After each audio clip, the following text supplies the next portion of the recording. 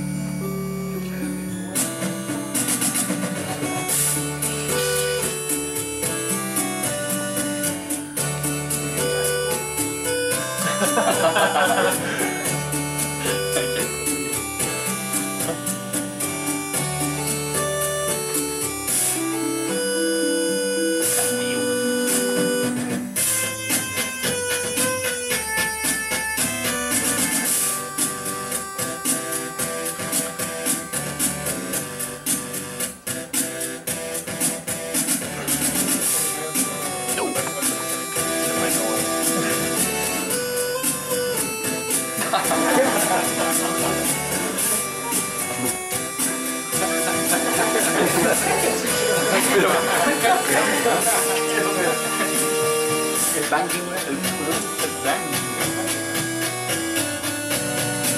No.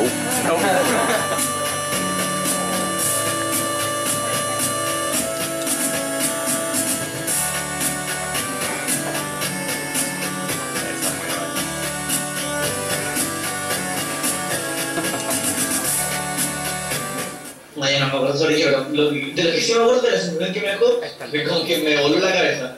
Creo que usted ha sido más que un aporte para la difusión de la ciencia cognitiva en Chile. En el entrevista izquierdo me gusta verlo y fue como, wow, me gustó bastante, había contenido para leer bastante entrete. Donde explican esta materia de la ciencia cognitiva, que puede ser un tanto dura, puede ser un poco complicada, pero yo lo explico de una manera mucho más cercana, mucho más amena. Durante la clase cada vez que podía recomendar la página y como estaba en primer año y tenía mucha curiosidad, un día me metí y ahora la conozco. Conocí a Renis hace mucho tiempo en la Universidad de Chile y tuvimos un podcast en el conjunto que se llamaba Cazuela Cósmica. Yo la verdad conocí Tercera Cultura gracias al programa Pensamiento Cíclico que lo hacía mi amigo Renis, un borracho de mierda. Creo que a mí me gustó mucho lo del ILEAL. Eso fue muy entretenido, me encantó la forma en que tomando un tema de actualidad lo llevaba a una reflexión mucho más profunda y como que también cuestionaba los parámetros que hay respecto a ciertas cosas en el sistema.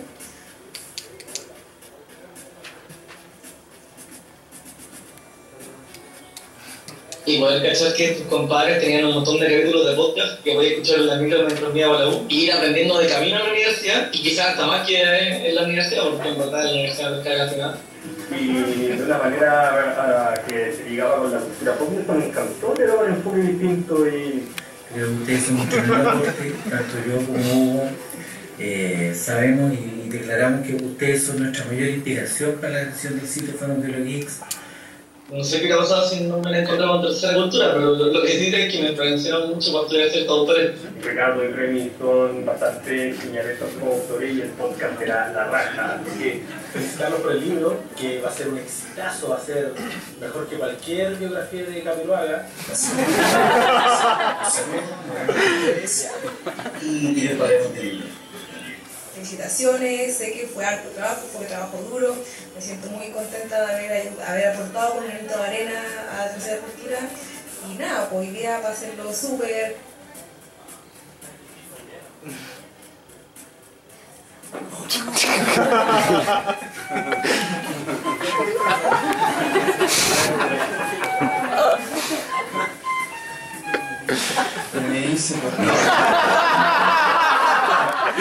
Una segunda edición.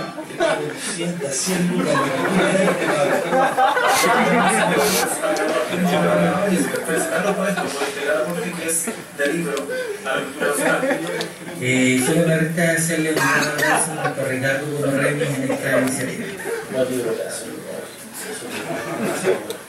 Les mando un abrazo, mis felicitaciones a Tercera Cultura por el lanzamiento del libro. Saludos, Ricardo Martínez. Chao. Hola, Remis y Ricardo. Los quiero felicitar por el lanzamiento del libro, que al fin sale a la luz. Les envío un gran saludo y grande Tercera Cultura. Un beso. Chao.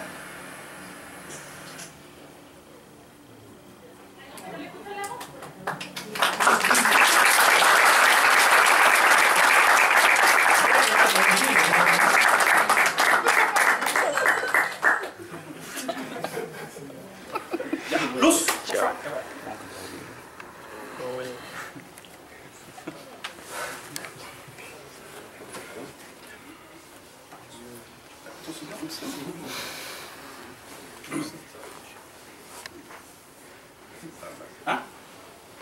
Bueno, quiero presentar al director de acá de la escuela de...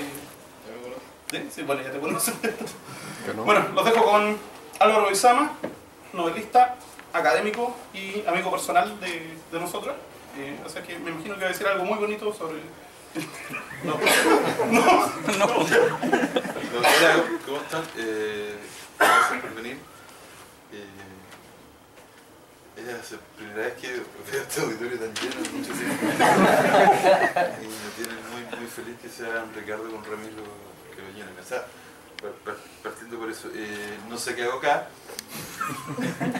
en el sentido de que no participo del mundo de la ciencia cognitiva, ni soy lingüista, ni trabajo en la filosofía de la mente. Entonces, en el fondo, la invitación para mí suena... soy un poco medio alien en este lado, pero voy a tratar de hacer algunas lecturas o tomar algunas notas sobre el libro. Creo que es un libro importante, y para señalar esa importancia creo que me parece primero pensar que, y esto todos ustedes lo saben porque todos ustedes participan de Tercera Cultura, y yo no sé muy bien también qué es Tercera Cultura a esta altura, voy a terminar un poco hablando de eso. Pensando lo siguiente, pensando en que en el fondo Tercera Cultura parte como una página, sigue un podcast, ha sobrevivido. Yo creo que, voy a decir una cosa maravillosa, o muy idiota, yo creo que Ricardo y Remy son unos resilientes. Creo que Pilar solo estaría orgulloso de ellos por su capacidad de resiliencia. O sea, pensando en el fondo en el hecho de que Tercera Cultura ha sobrevivido a una serie de cambios y una serie de vueltas de los últimos años y se ha adaptado y ha mutado con ellos. O sea, en el fondo sobrevivió a la fiebre de Facebook, a la fiebre de Twitter, sobrevivió a las redes sociales, sobrevivió a la fiebre de los podcasts, se convirtió en otra cosa de los podcasts y además se bancaron y le ganaron una querella a la tercera. O sea, me parece que en la interna eso es súper importante y habla no solamente del compromiso del proyecto, el compromiso del sitio o del Ricardo y Remy, sino que habla un poco del peso simbólico también de que Tercera Cultura haya aguantado, por ejemplo, una querella, una demanda tercera y le hayan ganado esa querella, esa demanda, y Tercera Cultura tenga autonomía que tiene. Ahora, eso a mí me parece importante. Entonces yo quiero pensar en el fondo en Tercera Cultura como un lugar, como un espacio, como una zona donde lo que está presente es la épica de lo que significa la cultura, lo que significa la producción intelectual de los últimos 5 o 10 años y cómo funciona, cómo opera y cómo encuentra su camino, y encuentra su lugar y encuentra su zona. Esa es la primera idea. La segunda es del libro, lo tienen ustedes en las manos y lo van a comprar. El libro es muy raro. Sí. Pero el libro es muy raro porque en el fondo el libro, si yo tuviera que pensar en el género del libro, es una clase de libro que en el fondo ahora no existe, pero que sí existía, que era una clase de libros que existían en los 40, los 50, los 60, que eran libros de divulgación científica. O sea,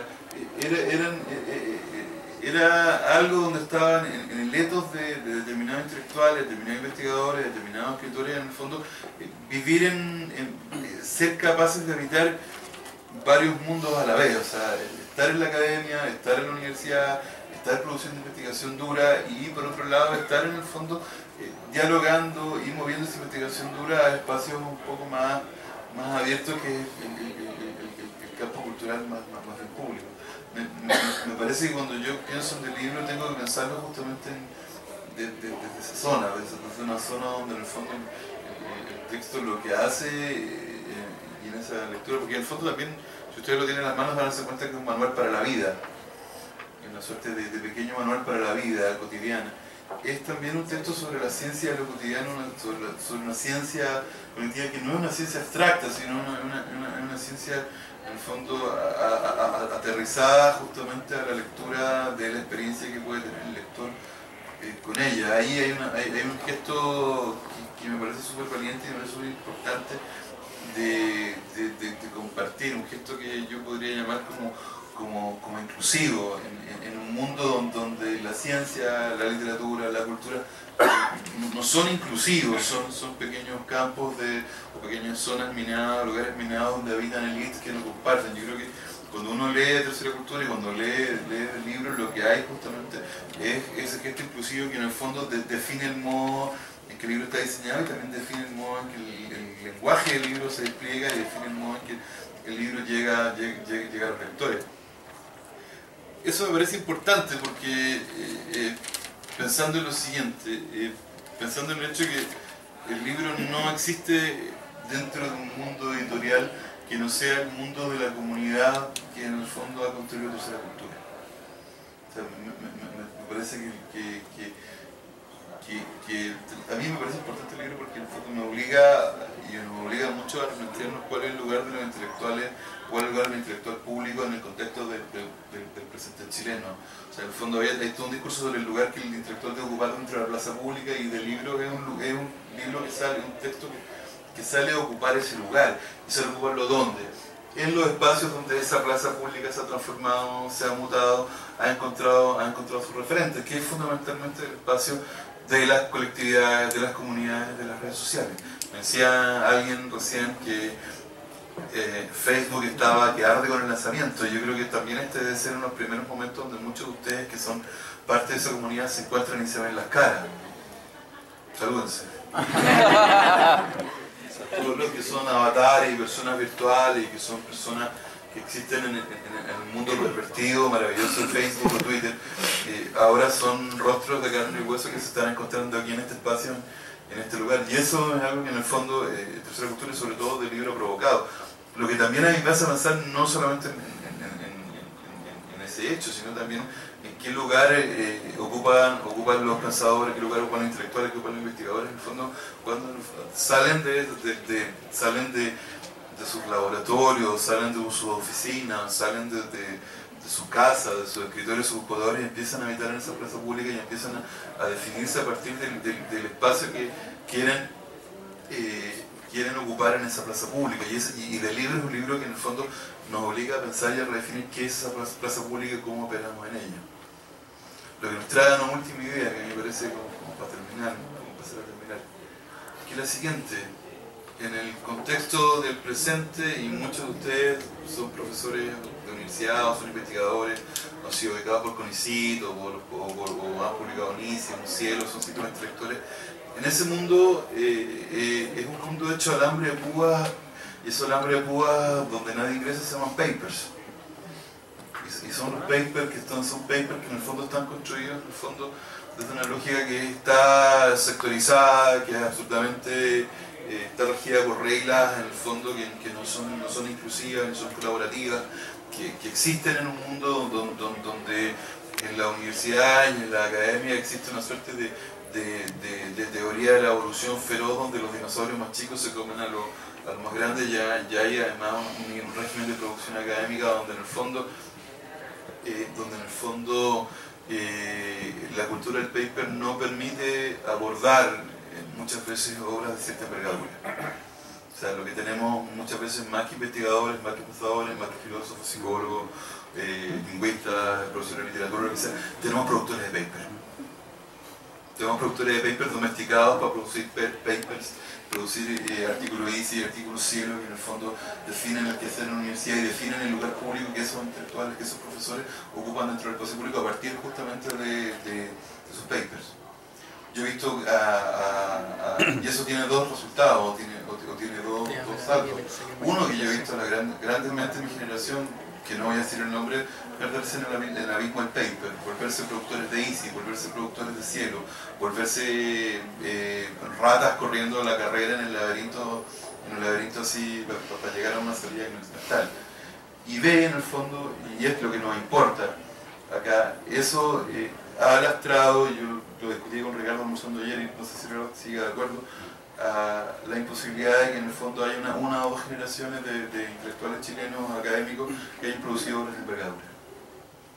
O sea, en el fondo todos están preocupados de hacer su próximo artículo easy en alguna revista norteamericana, que en el fondo no son capaces de mirar más allá y producir una obra de envergadura que lo obligue a mirar el contexto, y a mirar el espacio, y a mirar el lugar y el lenguaje y cómo se relaciona lo que investigan con la gente con la cual ven el día a día, con el mundo en el cual circulan, y con el fondo qué piensan respecto a la política, a la música, al cine, etc. Entonces yo creo que el libro es una obra de envergadura. ¿Y por qué es una obra de envergadura? Porque en el fondo lo que hace, lo han hecho Ricardo y Remy, en el fondo es irse para atrás, pero a la vez irse para atrás, mirar desde un plano más general, preguntarse por la vinculación de lo que ellos saben, de lo que ellos quieren saber, del mundo en el cual ellos participan, con algo más amplio que es la sociedad completa. O sea, a mí eso me parece muy, muy importante, y lo que han resultado y lo que ha salido de eso es algo que en el fondo no sucede muchas veces, o sucede de modo forzado, o sucede en comunidades acotadas, que en el fondo es crear un colectivo, es crear lazos en lugares donde no existían esos lazos, es construir un relato comunitario donde ese relato comunitario, que están todos vinculados con la ciencia cognitiva, las discusiones que puedan tener sobre eso, no existía. O sea, a mí me parece que en el fondo, yo estoy muy feliz de estar presentando el libro acá y estar diciendo esto acá, porque en el fondo yo creo que esto es más o menos inédito en la medida de que lo que ha construido Tercera Cultura es más que una página web, más que un podcast, más que un libro, más que un crowdfunding, es una comunidad.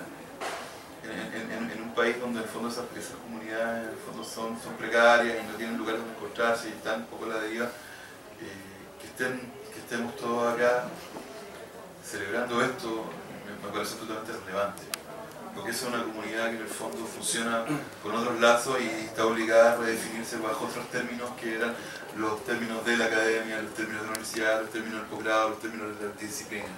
Y lo que hace Remy, lo que hace Ricardo, lo que hace este libro y lo que hace Tercera Cultura es generar esos lazos y construir esa comunidad ahí donde no la había, porque en el fondo con esa comunidad se enfrentan al presente, tienen el presente, lo descifran y se lanzan al futuro.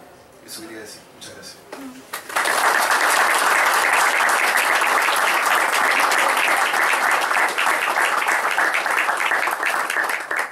Bueno, siguiendo con la presentación del libro, quiero dejarlos con Hugo Segura Puyol, fonoaudiólogo, magíster en estudios cognitivos, compañero, yunta, que me recibía con sopita en Talca cuando trabajé allá. Entonces los dejo con Hugo. ¿Escucha? Hola. Acércate. Hola. Me llamo Hugo, voy a leer. Voy a leer porque, de verdad, ustedes no saben el nervio que tengo acá. Estoy súper urgido, de verdad tengo montones de polillas y palomas en la guata. En serio es la cosa de... No es menor, ¿ya? Y como no quiero pifiarla, escribí. Hola, me llamo Hugo, soy fonoaudiólogo. Hola, Hugo. Eso debería implicar que sé lo que es el lenguaje, que sé cómo usarlo. Mentira. La primera prueba de esa mentira es que estoy leyendo. La segunda prueba es que voy a citar a gente que ha hablado de cosas y las ha dicho mejor que yo.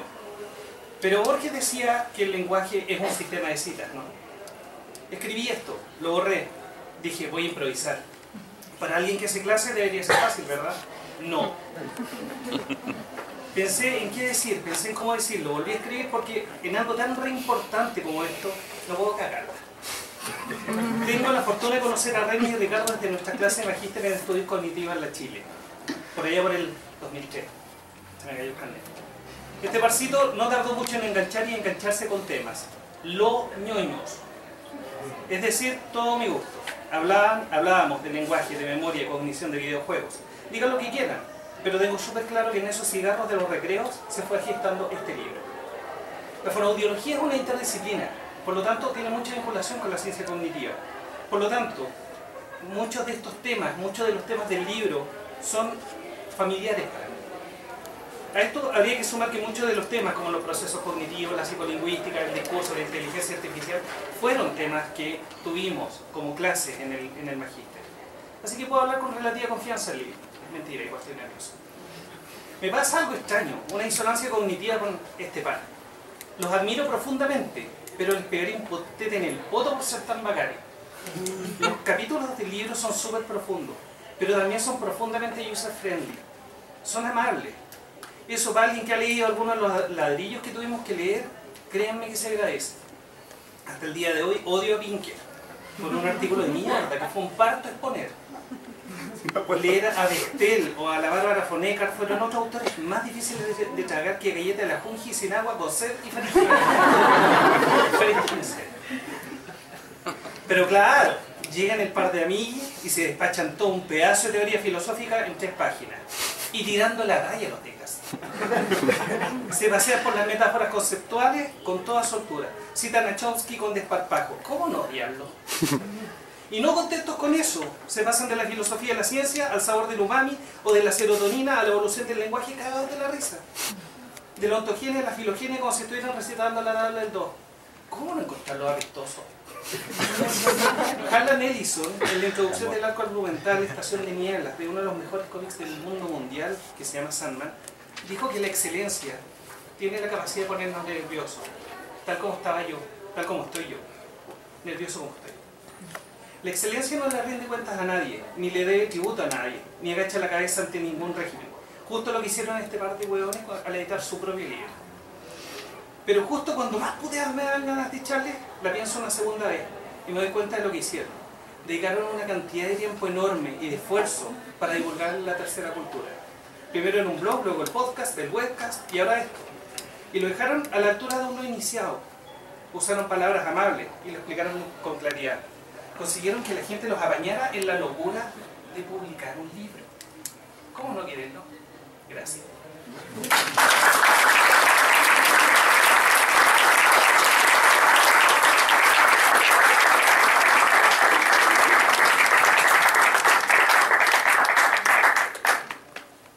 Los dejo con el único, el incomparable, el George Clooney de la ciencia cognitiva, Ricardo Martínez. Yo también voy a leer. Le agradezco a Álvaro, a Hugo, a Remy, a todos ustedes por todo lo que han hecho por este proyecto. Y por eso le puse al texto que voy a leer a Yaco. Va a ser bastante personal en algunas partes. Cuando era chico vivía en Vecinal, una calle corta de 2 cuadras que quedaba entre el bosque y el golf. A un tiro de piedra estaba el cine El Golf, donde con mis padres y mi hermano íbamos a ver películas casi toda la semana. Luego nos íbamos al Tipitap, un local de lomitos que se había abierto a mediados de los 70 y que siempre tuvo los mismos mozos, por décadas. Nos hicimos un poco más grandes y con los vecinos, especialmente el Toño que vivía al frente, íbamos a veces en los veranos a las matines del cine, caminando emocionados ese par de cuadras a la sombra de los plátanos orientales, como buenos niños que aprendieron en el cine casi todo lo que saben. Nuestras películas favoritas eran las de Bud Spencer y Terence Hill, que estábamos convencidos de que eran gringos, cuando en realidad eran italianos de la era del spaghetti western. La película que más nos gustó era una que se llamaba Quien encuentre un amigo encuentra un tesoro, donde pegaban combos, tiraban balazos y hacían todo tipo de despliegues técnicos que nos sorprendían. Bud Spencer y Terence Hill fueron para nosotros entonces, y lo siguen siendo ahora, el ejemplo de la pareja de amigos perfecta. Los que se apañan, los que están dispuestos a poner el pecho por el partner, lo que hoy se llama un bromance. Recuerdo todo esto ahora porque hace unos días para la Navidad conversamos con un amigo que hoy, en este lanzamiento, tiene todo el sentido del mundo contar lo que dijimos. Cito: el año 86 tuve 2 cuadernos, uno chico para el video y el grande universitario para las cintas de verdad. Ese año me acuerdo elegí en forma solitaria pero unánime Cuenta conmigo como la mejor cinta del año. Al final de esa película, River Phoenix simplemente desaparece. Me acuerdo de esta escena con todos los detalles que solo puede dar la memoria cinematográfica. Segundos antes le confiesa a Gordy, su amigo el alma, que cree que nunca va a salir de ese pueblo llamado Castle Rock. Gordy, que va a terminar de escritor y algo intuye acerca de la condición humana, le dice que él va a salirse con la suya, que va a transformarse en lo que quiera. Pero el tiempo, como los ríos, pasa y fluye y el personaje River muere acuchillado a la salida de un local de fast food. Spoiler. Gordy ya es mayor y mientras escribe recuerda: aunque no lo había visto en 10 años, sé que lo echaré de menos. Nunca he vuelto a tener amigos como los que tuve a los 12. Dios, ¿alguien los tiene? Gordy, lamentable y felizmente, estaba equivocado. Conocí a Remy en 2003. Tenía 23 años, él, y 33 yo. Hace rato que habíamos pasado los 12. Cursábamos juntos el magíster en estudios cognitivos Juan Gómez Millas en la Chile. Una tarde de abril, como a las 7:30, íbamos bajando por Pucho y Coca-Cola, obvio. Desde el tercer piso al primero y nos preguntamos qué música nos gustaba. Él me dijo que le gustaba Yes y que estaba escuchando el Drama, un disco siempre considerado menor en su discografía, pero que en sus palabras tenía la gracia que había sido producido por Trevor Horn. Fue epifánico. Le respondí: Trevor Horn es el productor del último disco de Bela Sebastián. Desde entonces no dejamos nunca de conversar. Hablamos de todo. Pornografía sueca de los años 70. La disputa de los videojuegos entre Capcom y Namco. Que la mutación del alelo de 7 repeticiones de R4 era lo que había permitido a los seres humanos conquistar el mundo hace decenas de miles de años. Y así, en nuestras conversaciones no había espacio para distinción entre la ciencia, las humanidades o la cultura popular. Todo estaba en el mismo nivel. Todo era interesante. Cualquier tema podía ser abordado desde esos 3 puntos de vista: ciencia, humanidades, cultura popular. A eso colaboró en gran medida que los libros que nos daban a leer tenían ese mismo tono, desde Jerry Ford hasta Stephen Pinker, aunque Hugo parece que pensó lo contrario, pasando por John Alere. Todos tenían en común algo y algo en común con nosotros. No hacían distinciones entre alta y baja cultura, entre la academia y la calle, entre la divulgación y los papers. Entonces encontramos un segundo tesoro. Pocos años antes de ese 2003, la mayor parte de las revistas científicas habían migrado hacia Internet. La Universidad de Chile tenía acceso a esa revista, era como el tesoro Smagwin el Hobbit, un fondo de millones de papers que hablan de todos los temas imaginables, y nos volvimos locos bajándolo con nuestros accesos de la Universidad de Chile. Si uno buscaba bien, ahí estaban todas las respuestas actuales para todas las preguntas posibles. Teníamos ganas de saber sobre la historia de las poleras, y los papers nos respondían que habían sido inventadas aproximadamente para la guerra estadounidense-española en 1898, y que se habían puesto de moda cuando dos ídolos juveniles de los 50 las vistieron, en 2 películas clásicas, Marlon Brando en un tranvía llamado Deseo y James Dean en Rebelde sin causa.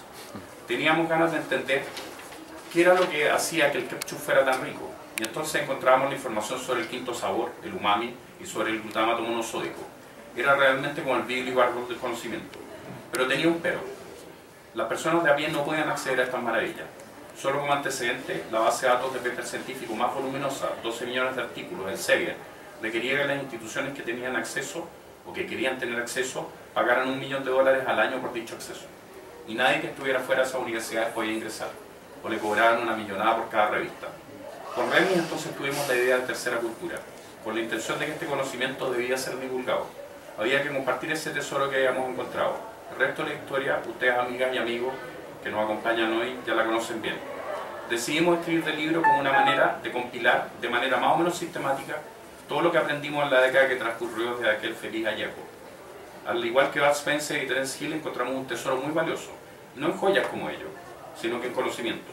Pero lo más importante, tanto en esa película como en esta historia, era ese otro tesoro, la amistad, que es para mí en este caso lo más parecido a esas amistades que solo se tienen a los 12 años. Gracias.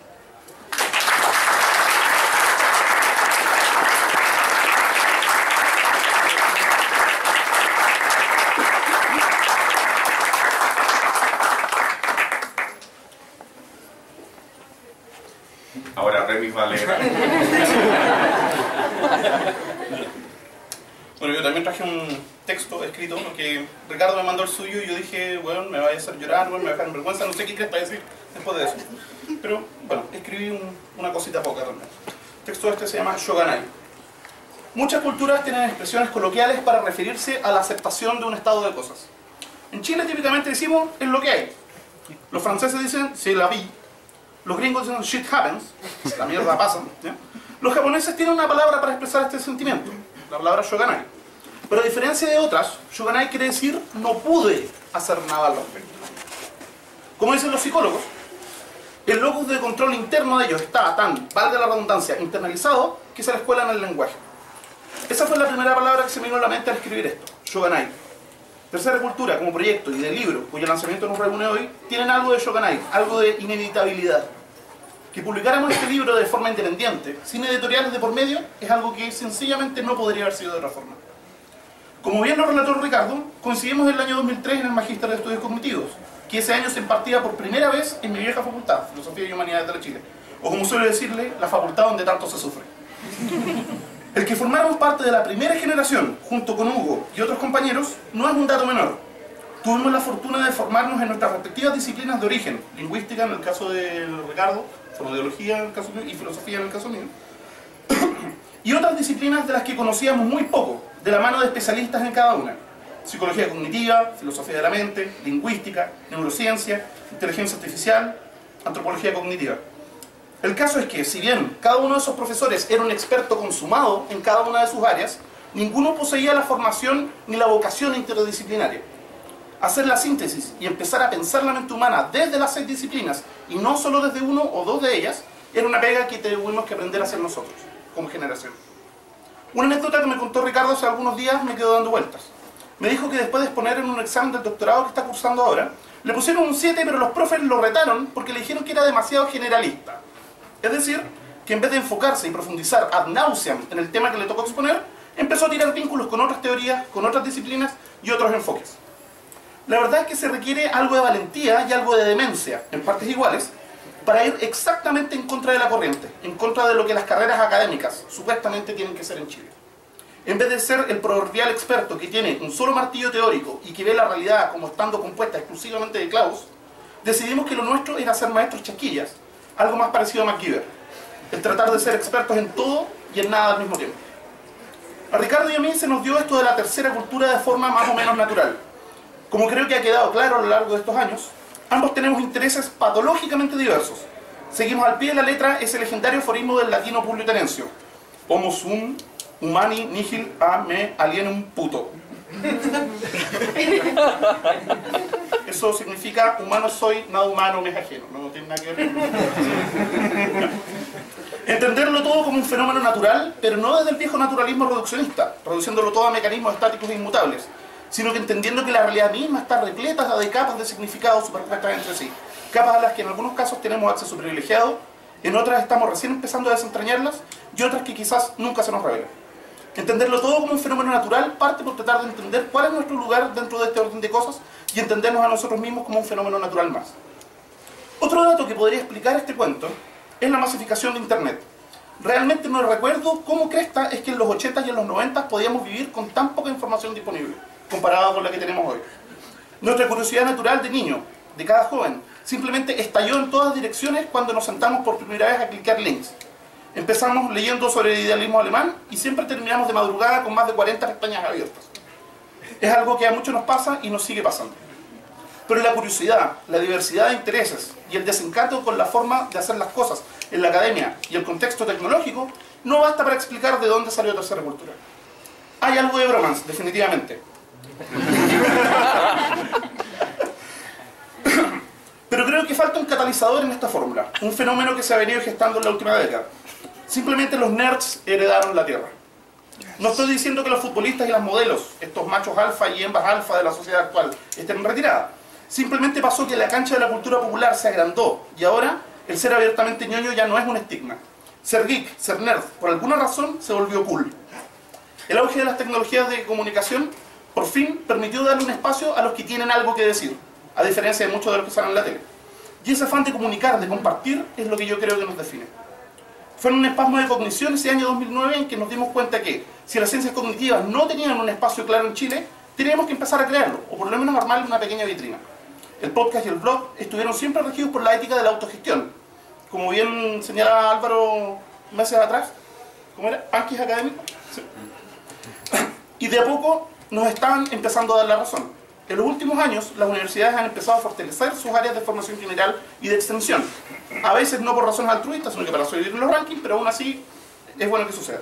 Y el concepto de pensamiento crítico está cada vez más de moda.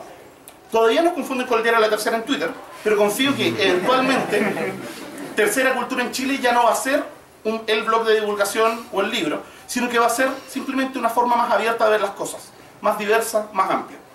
Este libro es un pequeño aporte en esa dirección, de tratar de juntar ciencias con humanidades y alta cultura con cultura popular, para ampliar el horizonte. Siempre he sospechado que no podría haber sido otra cosa sino profesor. Creo que a Ricardo le pasa exactamente lo mismo. Cuando se une la curiosidad patológica con las ganas irrefrenables de compartir, ser profesor es uno de los pocos caminos posibles. Y no podría haber sido de otra forma. No pudimos hacer nada al respecto. Gracias.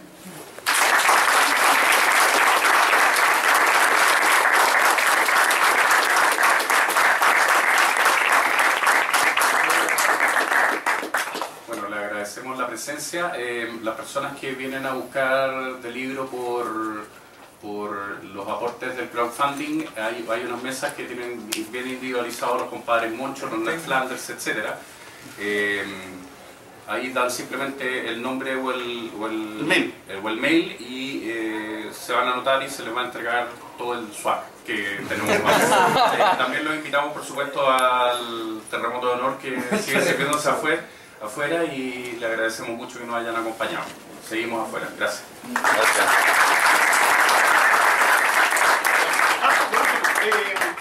Evidentemente vamos a estar afuera tomando con ustedes, firmando libros, pero también les quiero recordar de que en una mesita están Sebastián y el Cherno, que son los ilustradores del libro, así que si quieren que les firmen los afiches, pueden ir ahí.